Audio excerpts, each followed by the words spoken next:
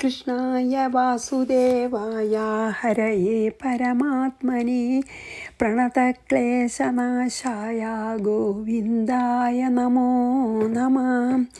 സർവമംഗളമംഗല്യേ ശിവേ സർവാർത്ഥസാധികേ ശരണ്യേ ത്രയംബകേ ഗൗരി നാരായണി നമോസ്തുതേ.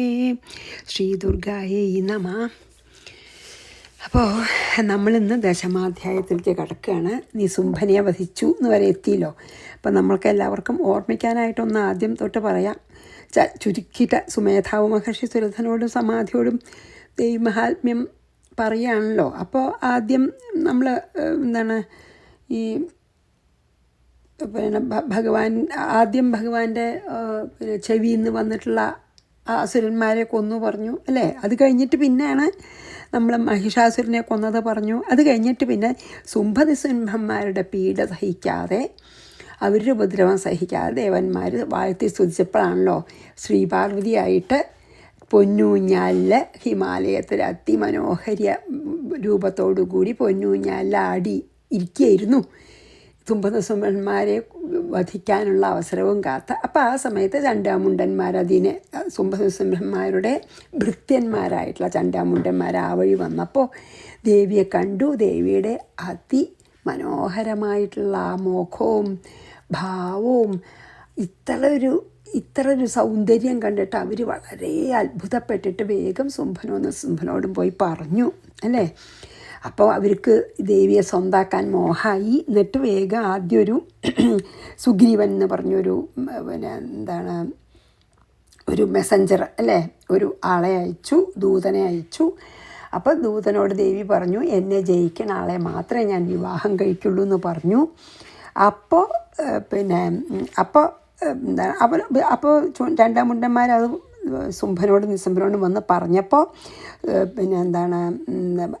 ആദ്യം ധൂമ്രലോചനെ അയച്ചു തോൽപ്പിച്ച് അവളെ കൂട്ടിക്കൊണ്ടിരു പറഞ്ഞിട്ട്. പക്ഷേ ദേവി ധൂമ്രലോചന ഒരു ഹുങ്കാരം കൊണ്ട് ഭസ്മാക്കി പറഞ്ഞുല്ലോ അല്ലേ. പിന്നെ ചണ്ടാമുണ്ടന്മാരെ അയച്ചു. അവർ കുറച്ചും കൂടി ശക്തിയുള്ളവരാ.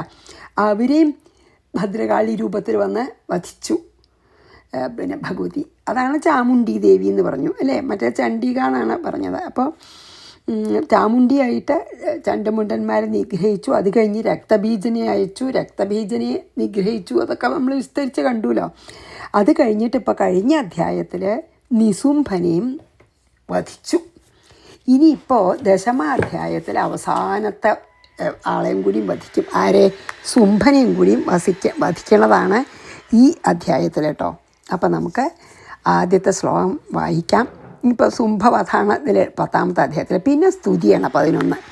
ഋഷിരുവാച നിസുംഭം നിഹതം ദൃഷ്ട്വാ ഭ്രാതരം പ്രാണസംമിതം ഹന്യമാനം ബലം ചൈവ സുംഭ ക്രുദ്ധോബ്രവീത് വചഃ.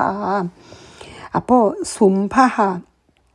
സുംഭൻ പ്രാണസംമിതം ഭ്രാതരം നിസുംഭം, തൻ്റെ പ്രാണന് സമം നമ്മൾ സ്നേഹിക്കുന്ന നിസുംഭൻ നിഹതം ദൃഷ്ട, വധിക്കപ്പെട്ടവനായി കണ്ടിട്ട്, ഭ്രാതരം അനിയനാണല്ലോ, പ്രാണന് തുല്യം സ്നേഹിക്കുന്ന അനിയനായിട്ടുള്ള നിസുംഭൻ വധിക്കപ്പെട്ടതായിട്ട്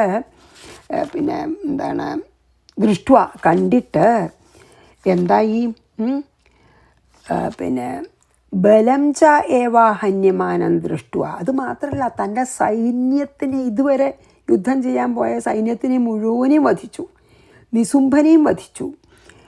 അതാണ് ബലം ചായവ. ബലം ചവിടെ സൈന്യത്തിനെ മുഴുവനെ വധിക്കപ്പെട്ടതായി കണ്ടിട്ട് ക്രുദ്ധ വാച അബ്രവീത്, കോപം കൊണ്ട് അവശനായിട്ട് ദേവിയോട് ഇപ്രകാരം പറഞ്ഞു.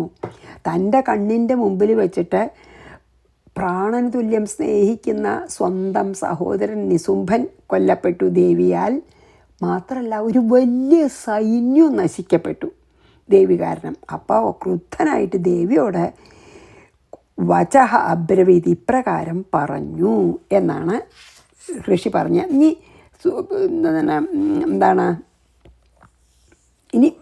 എന്താ പറഞ്ഞെന്നാ, പിന്നെ എന്താണ് ശുംഭൻ എന്താണ് ദേവിയോട് പറയണമെന്നാണ് കേട്ടോ അടുത്ത ശ്ലോകത്തിൽ. അപ്പം ഒന്ന് വായിച്ച് രണ്ടിലേക്ക് പോവാം. ഋഷിരുവാച നിശുംഭം നിഹതം ദൃഷ്ട്വാ ഭ്രാതരം പ്രാണസംമിതം ഹന്യമാനം ബലം ചൈവാ ശുംഭ ക്രുദ്ധോബ്രവീത് വചഃ. ഈ ഋഷിനെ പറയണേ എന്താ ശുംഭൻ പറഞ്ഞതാന്ന് കേട്ടോ. ബലാവലേപദുഷ്ടേ ത്വം മാ ദുർഗേ ഗർവമാവഹ അന്യാസാം ബലമാശ്രിത്യ യുധ്യസേ ത്വതിമാനിനി. ബലാവലേപദുഷ്ടേ എന്നാണ് വിളിക്കണത്, ദുർഗേ. അതായത് തനിക്ക് ശക്തി ഉണ്ടെന്ന് കരുതി മതിക്കുന്ന എടി ദുഷ്ടേന്ന്. ബലാവലേപദുഷ്ടേ, താൻ വലിയ ശക്തിയുള്ള ആളാണെന്ന് നടിക്കുന്ന, അഹങ്കരിക്കുന്ന ഹേ ദുഷ്ടേ, ദുഷ്ടേ, ദുർഗേ. ഭഗവതിയെ വിളിക്കണം കേട്ടോ ശുംഭൻ. വലിയ ബലത്തോടു കൂടിയ വലിയ ബലമാണെന്ന് സ്വയം അവനവന് വളരെ വലിയ ബലമാണുള്ളതെന്ന് വിശ്വസിക്കുന്ന, അത് വിചാരിച്ച് എന്നോട് എതിർക്കുന്ന എതിർക്കുന്ന എടി ദുഷ്ടേ ദുർഗേ എന്നാണ് വിളിക്കുന്നത്. എന്നിട്ടോ ഗർവമ്മ ആവഹ, നിൻ്റെ ഈ അഹങ്കാരമൊന്നും ഇത്ര വേണ്ട. ഗർവമ്മ ആവഹ എന്ന് പറഞ്ഞാൽ നിൻ്റെ ഈ അഹങ്കാരമൊക്കെ ഇത്ര മതി. അന്യാസം ബലം ആശ്രിത്യ യുധ്യസേ, ബാക്കിയുള്ളവരുടെയൊക്കെ ശക്തി കടം വാങ്ങിയിട്ടാണ് നീ എന്നോട് യുദ്ധം ചെയ്യണതാണ്. അന്യാസാം ബലം ആശ്രിത്യ, ബാക്കിയുള്ളവരുടെ ബലത്തിനെ ആശ്രയിച്ചിട്ടാണ് നീ യുധ്യസേ എന്നോട് യുദ്ധം ചെയ്യുന്നത്.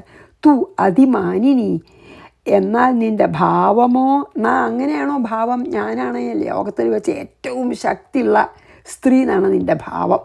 പക്ഷെ അതൊന്നും നിൻ്റെ ശക്തിയല്ല, ആരുടെയെന്നോ കടം മേടിച്ച ശക്തി കൊണ്ടാണ് നീ എന്നോട് ഇപ്പോൾ യുദ്ധം ചെയ്തിട്ട് വരണത്. നിൻ്റെ ഭാവം അങ്ങനെയൊന്നുമല്ല, എൻ്റെ സ്വന്തം ശക്തിയാണ് ആ ഭാവം. ശരിക്കിത് നിൻ്റെ ശക്തിയൊന്നുമല്ല, കടം മേടിച്ച ശക്തി കൊണ്ടാണ് നീ എന്നോട് യുദ്ധത്തിന് വരണത് എന്നൊക്കെ പറഞ്ഞ് ദുഷ്ടേ ദുർഗേ എന്നൊക്കെ സംബോധന ചെയ്ത് അതികോപാന്ധനായിട്ടാണ് ശുംഭൻ ദേവിയോട് ഇങ്ങനെ പറഞ്ഞു. ബലാവലേപദുഷ്ടേ ത്വം മാ ദുർഗേ ഗർവമാവഹ, നിൻ്റെ ഊറ്റൊക്കെ അവിടെ നിൽക്കട്ടെ എന്ന്, അഹങ്കാരമൊക്കെ മതിയെന്ന്.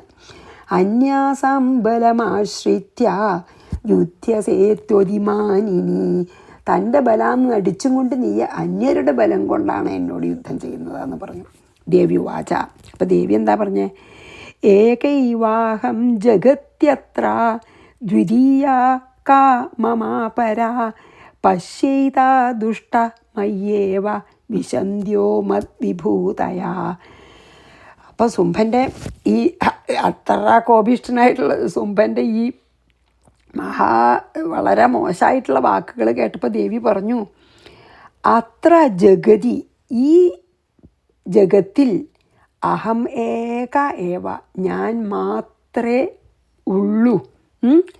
മമ അപര ദ്വിതീയാക്ക, എന്നെ വിട്ടിവിടെ രണ്ടാമത് ആരുണ്ട്? അദ്വൈത ശക്തിയാണ് ഞാൻ എന്ന് പറയണേ. ഹേ ദുഷ്ട മദ്വിഭൂതയ, എടാ ദുഷ്ട, എൻ്റെ വിഭൂതികളായിട്ടുള്ള ഏതാഹ മയി ഏവ വിശന്ധ്യ പശ്യ, എൻ്റെ വിഭൂതികളായിട്ടുള്ള ഈ ബ്രഹ്മ വിഷ്ണു മഹേശ്വരന്മാർ എന്നിൽ തന്നെ പ്രവേശിക്കുന്നത് കണ്ടോളൂ എന്ന്. അതായത് എന്നിൽ നിന്നാണ് ബ്രഹ്മ വിഷ്ണു മഹേശ്വരന്മാർ പോലും ഉണ്ടായത്. ഞാനല്ലാതെ ഇവിടെ രണ്ടാമതൊരു ശക്തി ഇല്ല. എൻ്റെ ശക്തി തന്നെയാണ് അവരൊക്കെ. എൻ്റെ ശക്തിയാണ് ഇവിടെ ഉള്ള എല്ലാ ശക്തികളും. ഈ പ്രപഞ്ച വലിയ അദ്വൈത തത്വമാണ് ഭഗവതി പറഞ്ഞത്. ഇവിടെ ബ്രഹ്മം മാത്രമേ ഉള്ളൂ, അല്ലെങ്കിൽ ആ ബ്രഹ്മസ്വരൂപിണിയാണ് ഞാൻ.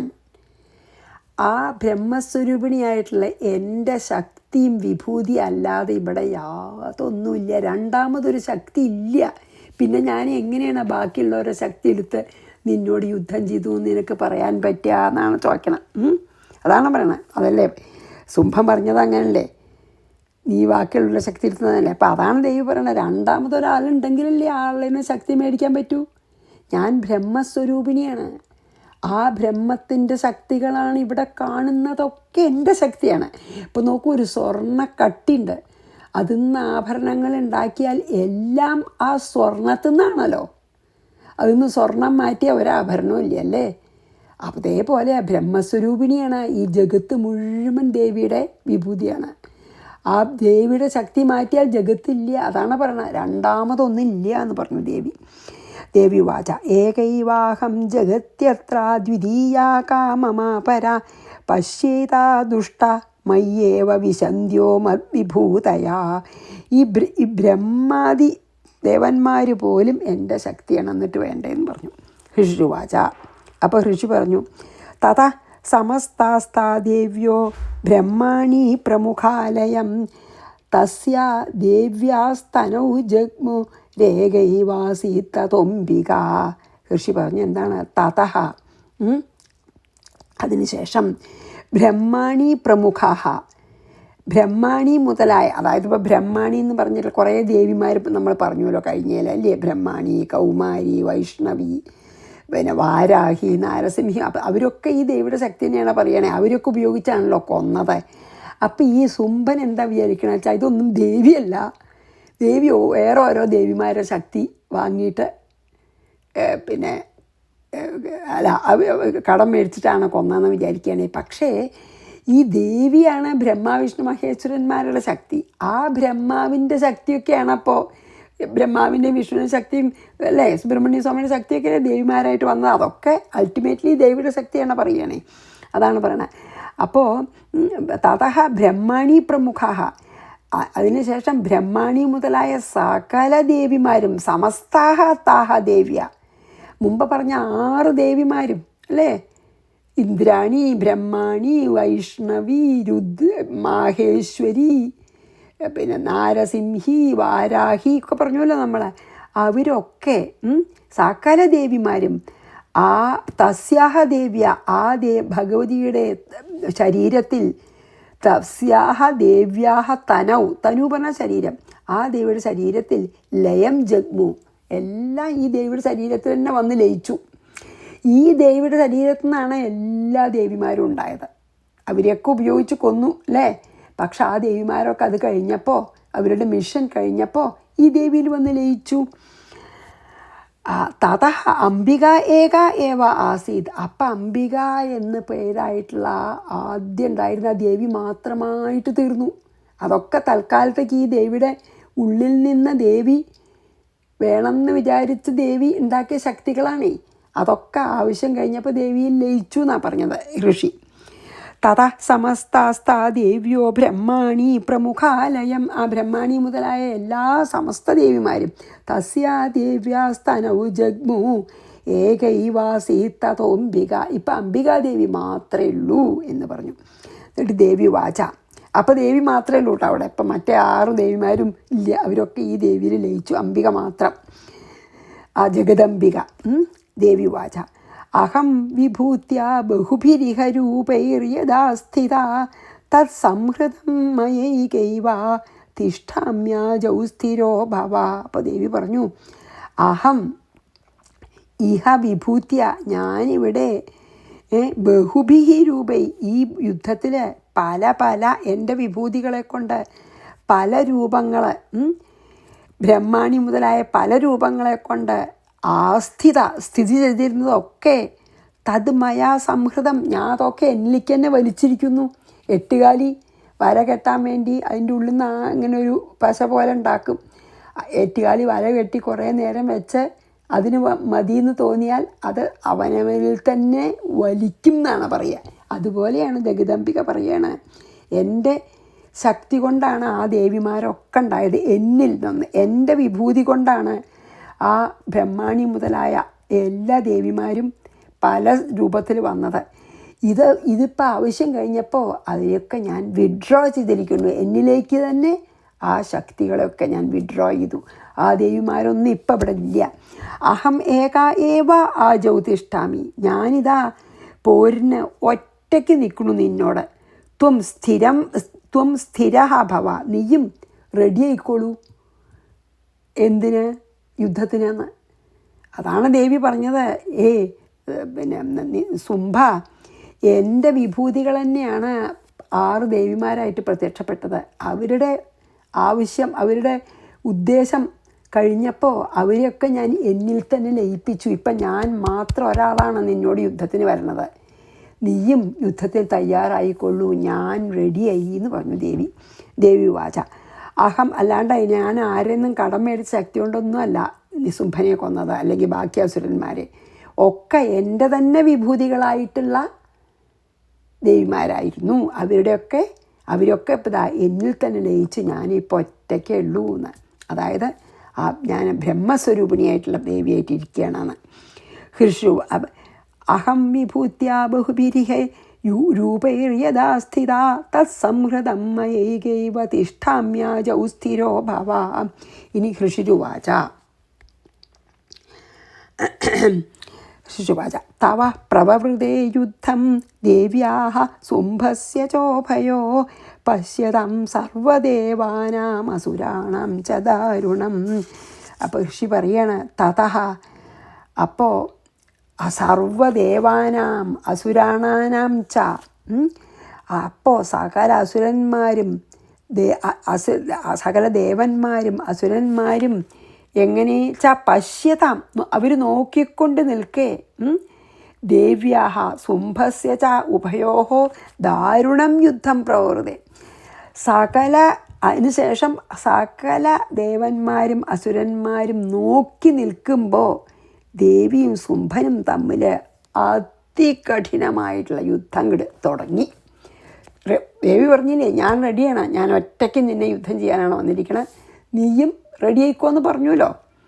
അത് പറഞ്ഞിട്ട് അവർ തമ്മിൽ അതികഠിനമായിട്ട്, അപ്പോൾ എല്ലാ അസുരന്മാരും, ബാക്കി യുദ്ധത്തിന് ചേരാത്ത അസുരന്മാരും യുദ്ധം ജയിക്കണേന്ന് പറഞ്ഞ് പ്രാർത്ഥിച്ച് നിൽക്കുന്ന ദേവന്മാരും ഒക്കെ നോക്കിക്കൊണ്ട് നിൽക്കന്നെ അവർ പെട്ടെന്ന് ഉടനെ തന്നെ അതിഘോരമായിട്ടുള്ള യുദ്ധം തുടങ്ങി. ആര് തമ്മിൽ?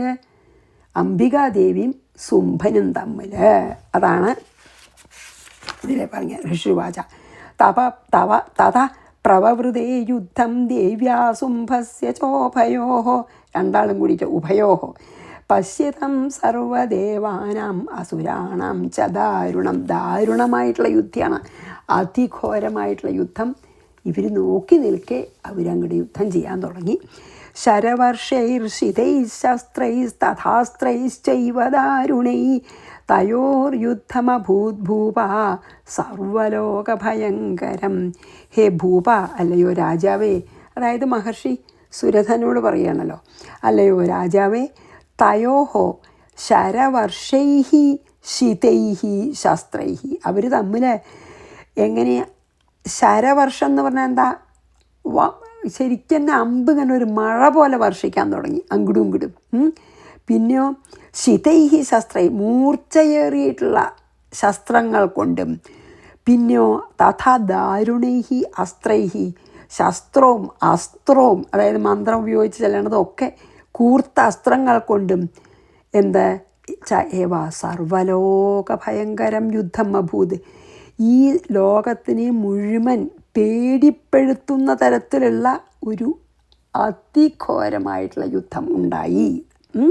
ശരിക്കും അങ്ങടും ഇങ്ങടും ശരങ്ങളും അസ്ത്രങ്ങളും ശസ്ത്രങ്ങളും ഒക്കെ വർഷിച്ചുകൊണ്ട് ഈ ലോകത്തിന് മുഴുവൻ പേടി തോന്നിപ്പിക്കുന്ന വിധത്തിൽ അവർ അതിഘോരമായിട്ടുള്ള യുദ്ധം നടത്തി.